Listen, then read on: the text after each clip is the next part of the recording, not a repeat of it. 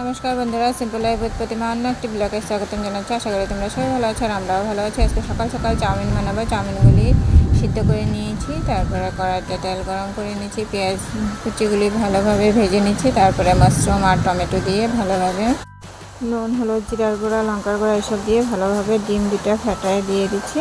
তারপরে চাউমিনগুলি দিয়ে দিচ্ছি আর ম্যাগি মশলাও দিয়ে দিচ্ছি, আর টমেটো সসও দিয়ে দিচ্ছি। তারপর চাউমিন রেডি হয়ে গেছে। মেয়ে খেয়ে কি বললো শুনেন। কেমন হয়েছে?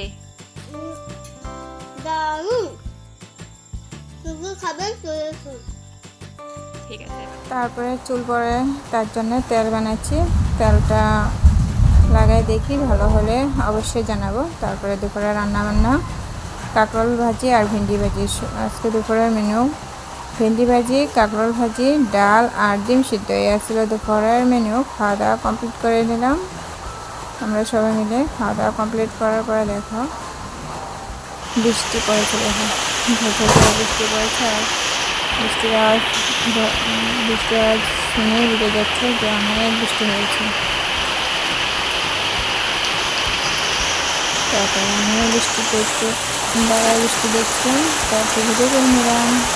তারপরে এইভাবে দেখতে ভালোবাসা কমেন্ট করে অবশ্যই জানাবে। কিন্তু বৃষ্টি দেখতে দারুণ লাগে।